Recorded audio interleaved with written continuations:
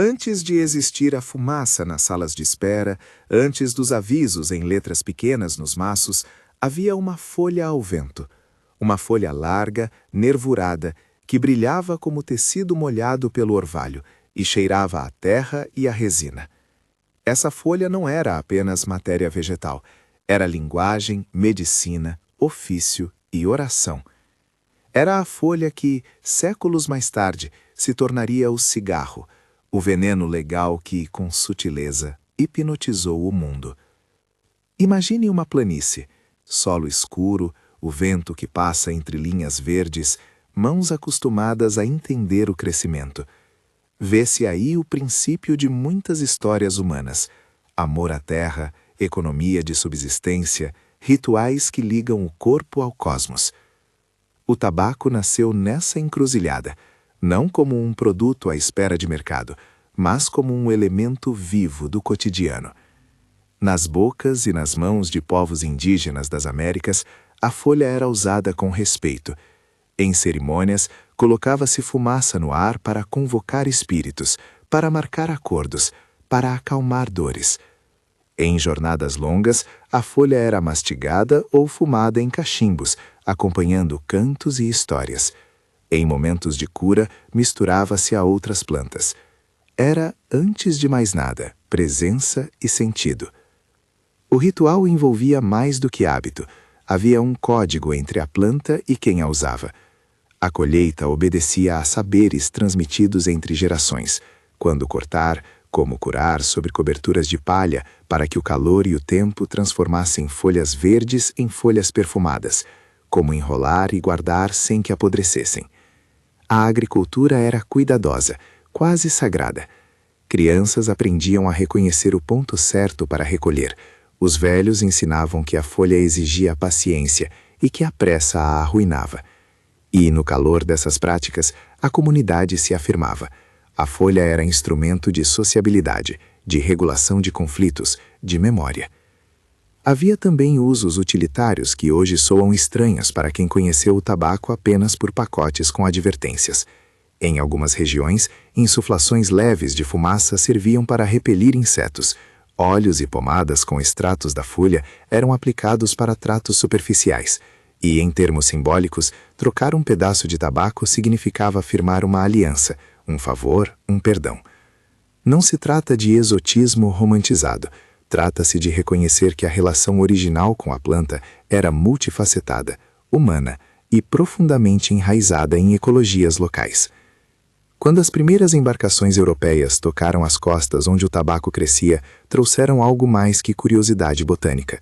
Trouxeram uma mentalidade de conversão, transformar usos locais em aquilo que se chama de mercadoria. O encontro foi ao mesmo tempo de estranhamento e de fascínio. Alguns náufragos viram-lhe as qualidades práticas, outros o efeito no corpo, a leve alteração do humor, a expansão momentânea do foco.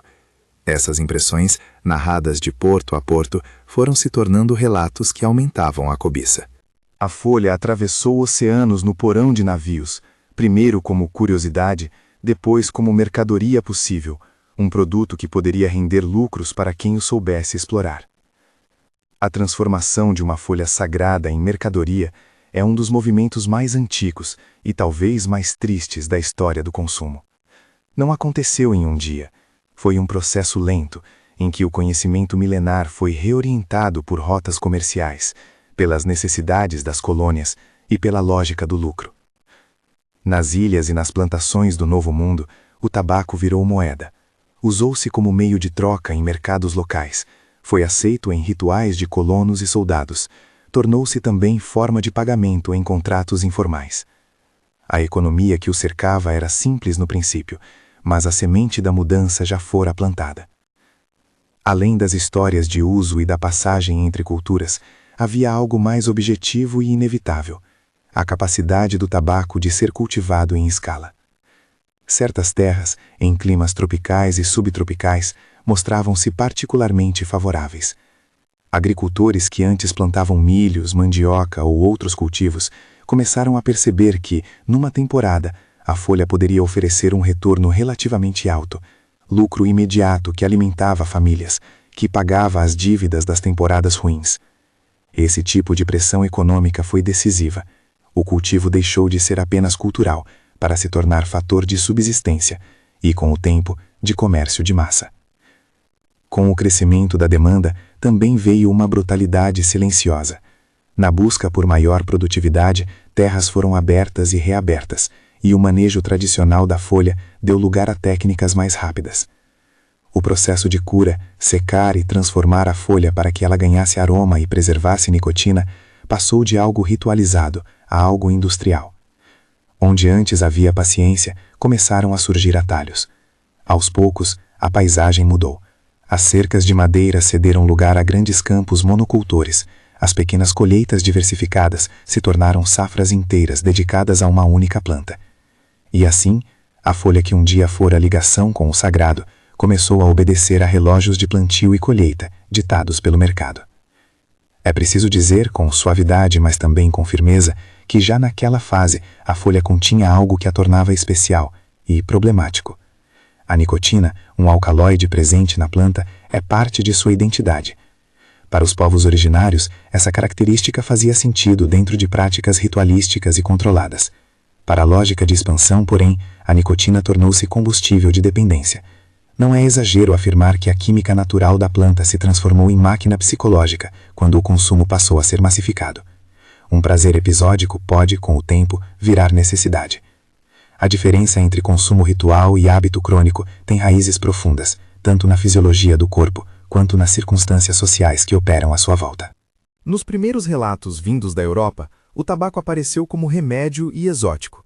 Alguns médicos do período lhe atribuíram virtudes: afastamento de gases internos, auxílio para dores de cabeça, até limpeza de feridas, em grande parte baseados em observações empíricas e na ausência de métodos científicos rigorosos que hoje conhecemos. Assim, durante um tempo, o tabaco ganhou uma chancela ambígua. Era ao mesmo tempo tônico e toxina, remédio e perigo, ainda não plenamente percebido. Isso criou um terreno fértil para ambivalências que seriam exploradas adiante. A medicina amparava usos populares, enquanto a economia via oportunidades. No contato entre colônias e metrópoles, o tabaco passou também a cumprir funções políticas e simbólicas. Em cartas, contratos e testemunhos, menciona-se o hábito de fumar como algo civilizatório para alguns e bárbaro para outros. Serviu de marcador de identidade e, por vezes, de bênção social. Não é raro encontrar relatos em que o ato de fumar aproxima pessoas em tavernas e salões, e aí nasce, muito cedo, uma relação entre tabaco e sociabilidade. A fumaça torna-se dispositivo de pertencimento. Em filas, a partilha de um cachimbo, entre homens e mulheres, entre classes, pode significar inclusão.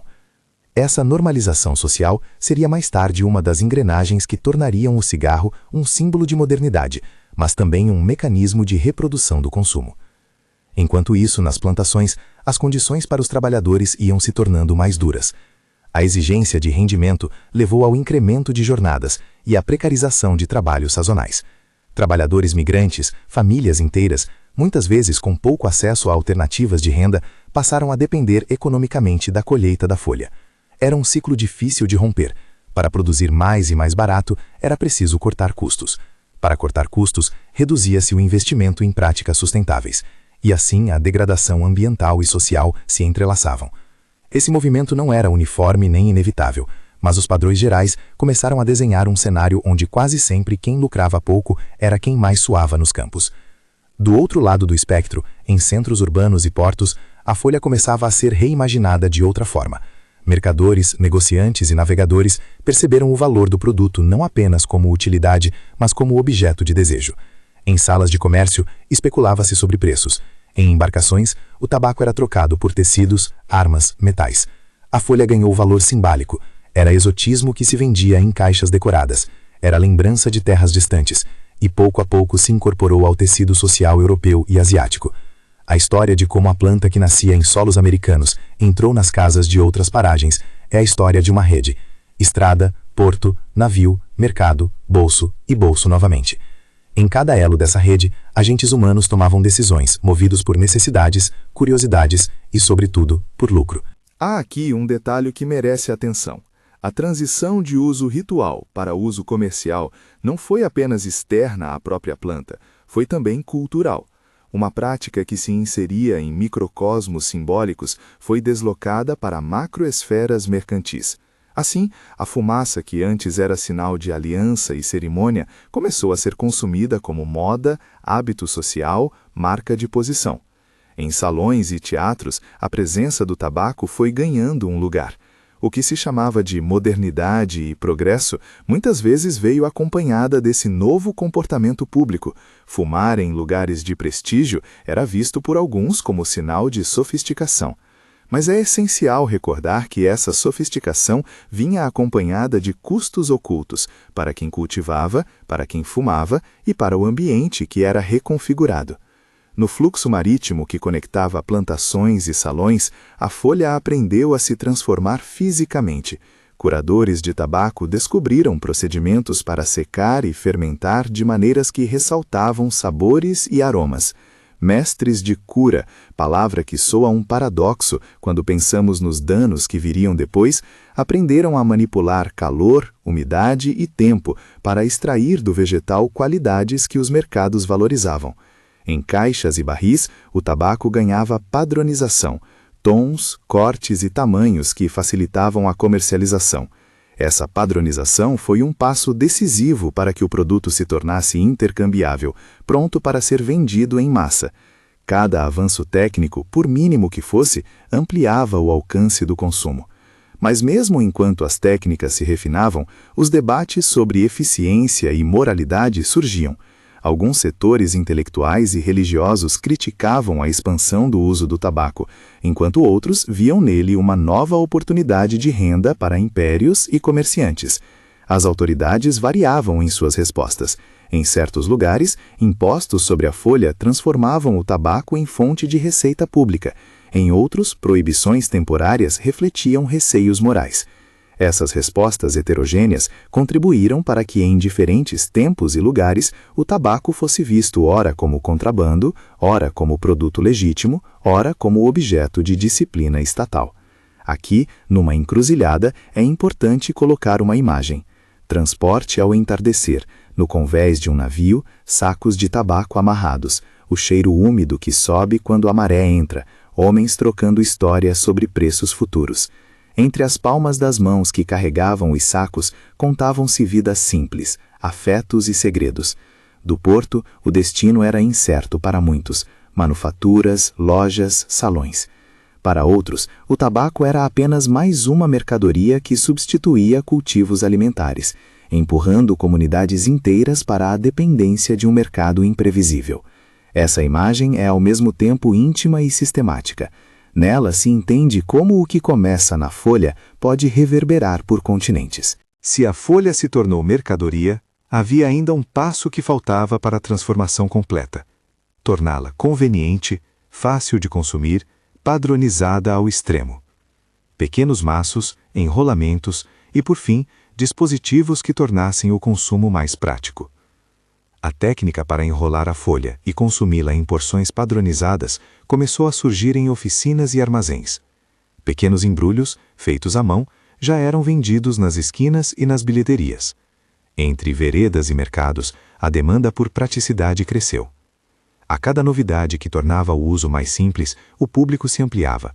Mulheres, trabalhadores urbanos, soldados, estratos sociais que antes talvez não tivessem o hábito, encontraram no novo formato uma forma de consumir sem grandes cerimônias. Antes de seguir, convido você, se estiver apreciando este tom de história calma e extensa, a considerar se inscrever para mais narrativas como esta.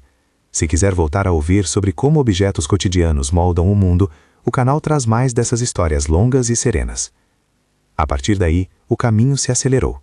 A folha foi repensada como matéria-prima para uma indústria nascente.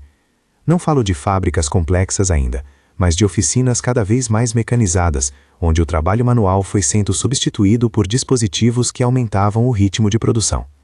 A pressão por escala e preço empurrou inovações técnicas, maneiras de cortar a folha de modo uniforme, processos de mistura para criar sabores que agradassem paladares variados e, mais tarde, ideias que buscavam criar uma experiência sensorial consistente entre cada unidade vendida.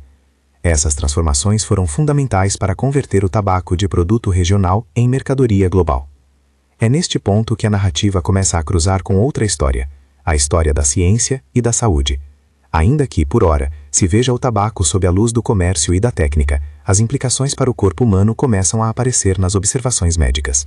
Relatos de problemas respiratórios, doenças bucais e outros mal-estares relacionados ao uso da folha surgem em registros médicos esparsos.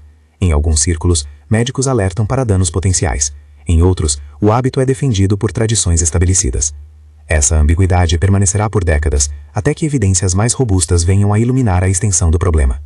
Enquanto isso, nos bastidores, forças poderosas tomam forma. Empreendedores e investidores veem não só uma planta, mas um mercado em escala.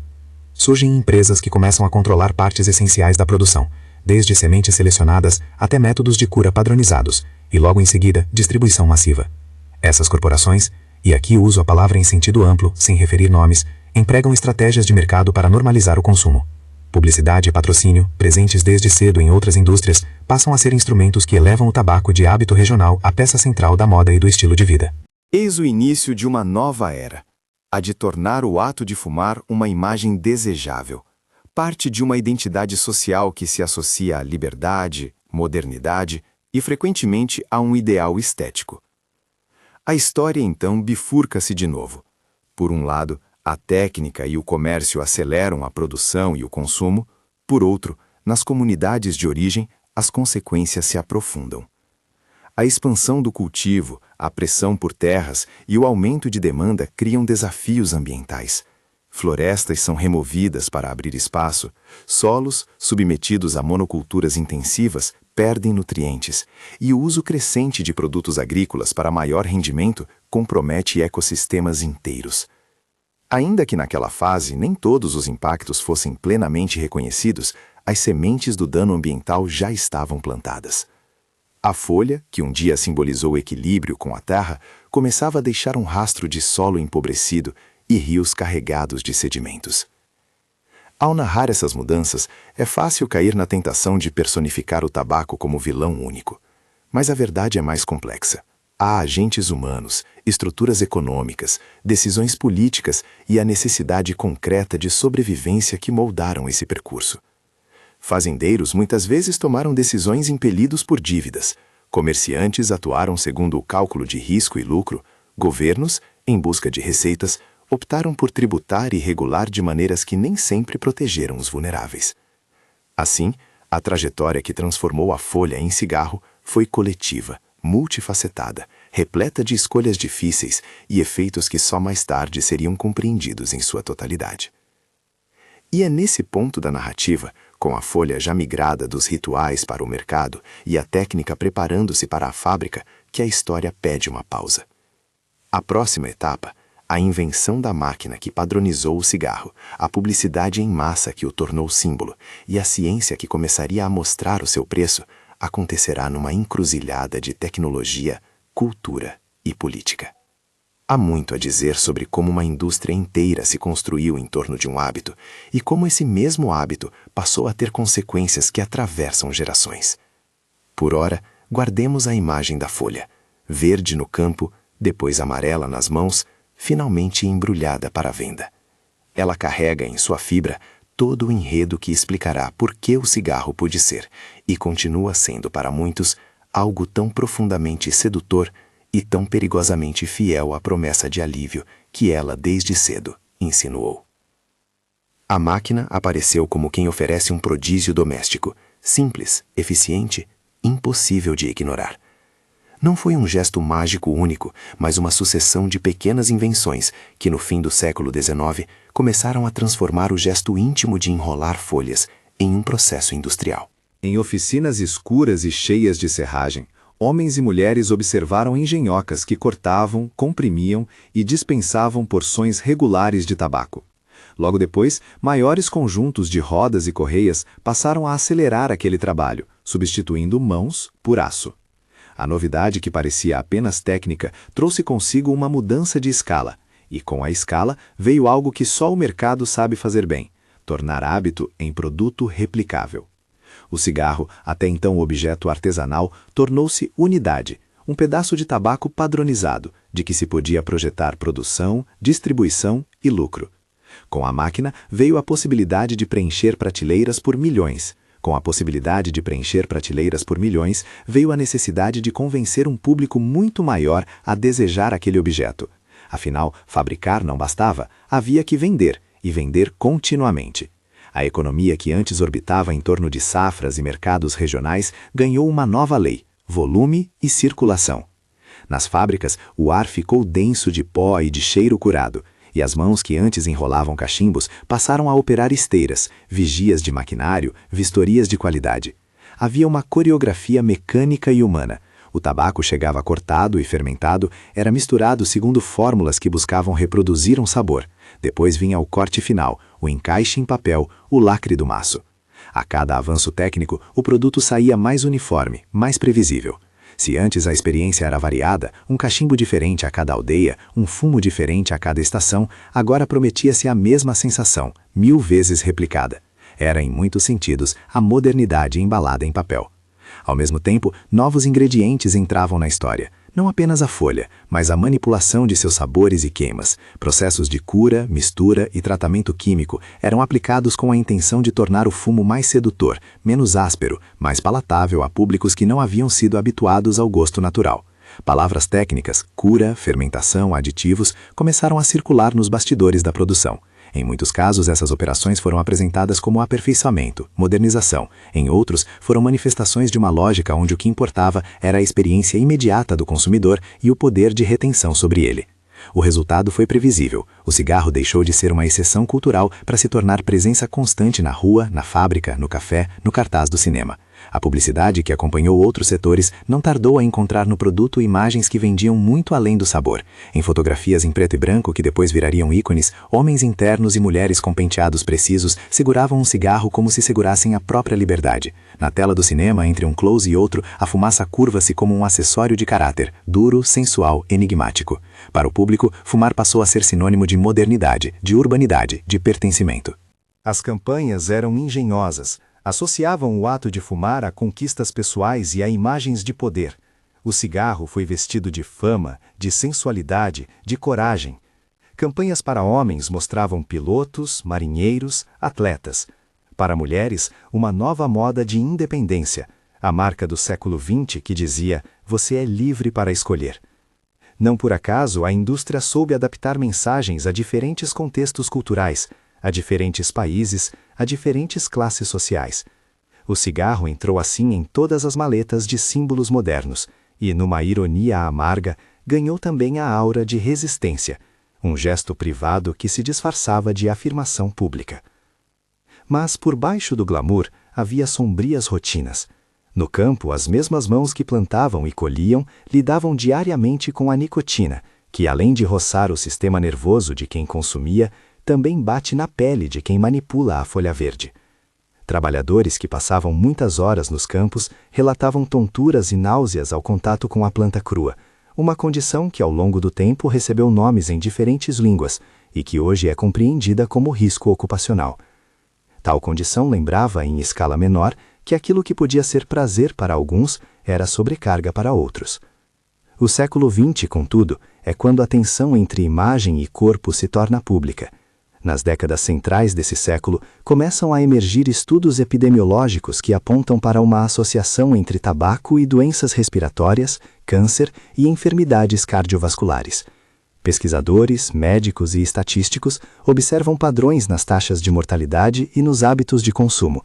Lentamente, as evidências se acumulam. Esse processo não é instantâneo nem linear. Há controvérsias, há perguntas metodológicas, há resistência institucional.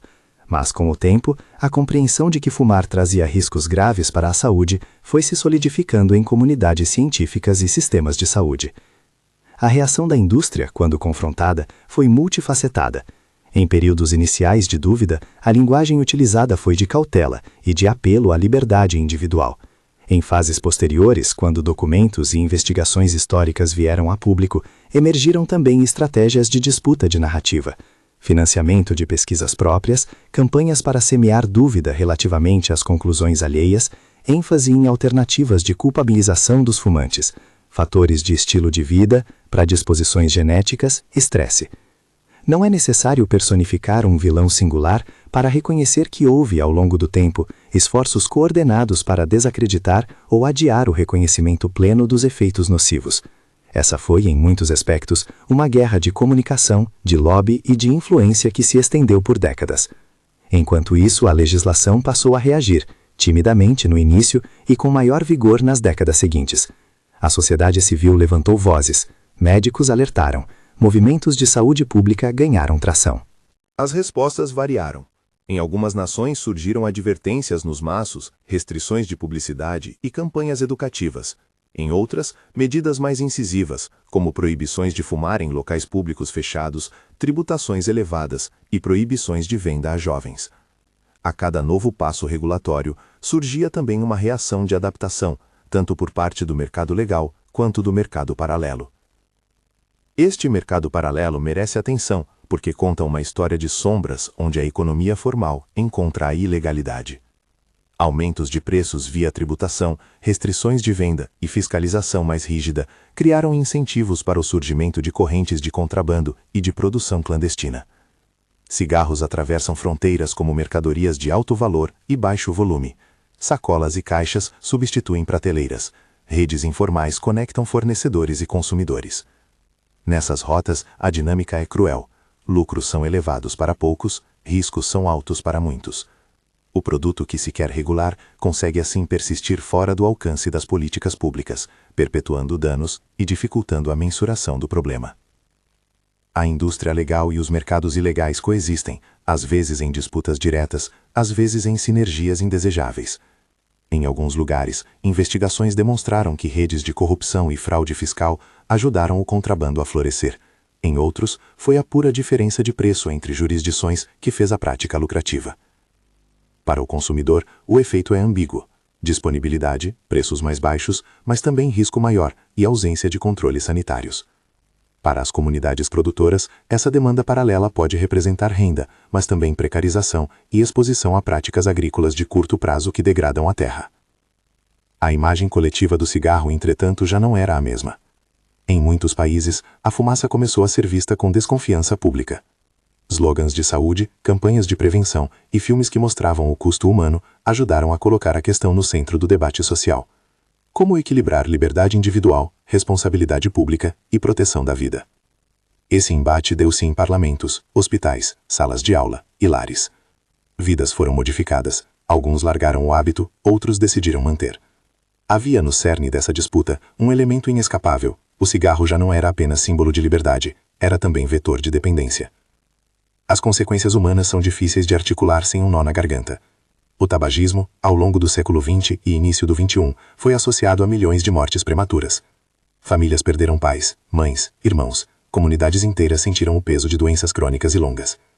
A dependência nicotínica criou cenários onde o desejo de parar conflita com o mecanismo biológico que mantém o uso. É importante lembrar que muitos que fumaram o fizeram quando a imagem social era favorável, quando a desconstrução dos riscos ainda não havia se consolidado. Julgar é fácil, compreender é mais difícil. Há aqui uma mistura de responsabilidade individual e estrutura social, onde o mercado, a cultura e a economia desempenharam papéis decisivos. No campo ambiental, o tabaco também deixou marcas profundas. Abrir terras para plantio, derrubar trechos de mata para celeiros de cura, empregar lenha ou carvão para as secagens, todas essas práticas contribuíram para desmatamento local em regiões de cultivo intensivo.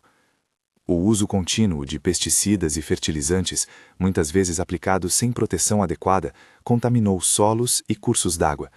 Os resíduos gerados pelas fábricas e os filtros descartados nas ruas tornaram o fumo um problema que vai além do corpo individual. Cartões de maços, embalagens plásticas, filtros não biodegradáveis, a paisagem urbana e rural passou a carregar os restos de um consumo global. É uma pegada que vai do trabalho infantil em plantações em algumas regiões até o microplástico de filtros dissolvido na areia das praias em outras. No noturno urbano do século XX, entretanto, o cigarro também foi companheiro de guerras e de paz. Soldados em trincheiras o partilhavam como consolo. Trabalhadores o usavam como pausa. Intelectuais o convertem em acessório de boemia. Essas imagens explicam parte da tenacidade do hábito. O tabaco se aninhou em rituais substitutos, a pausa do trabalho, o gesto social, o tique de um pensamento. Substituir um hábito desses não é apenas uma questão de vontade, é reorganizar ritos, tempo e identidades. Essa verdade foi, durante muito tempo, subestimada por campanhas que imaginavam que informar bastaria para transformar. Quando a ciência consolidou evidências, as respostas públicas foram se sofisticando.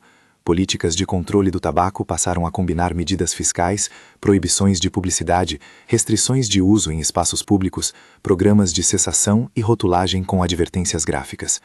Em muitos países, o espaço para a propaganda direta foi se reduzindo até quase desaparecer. O cigarro foi sendo empurrado para as margens, literalmente excluído de ambientes que queriam proteger crianças e aqueles com sensibilidade respiratória. Essas medidas tiveram efeito.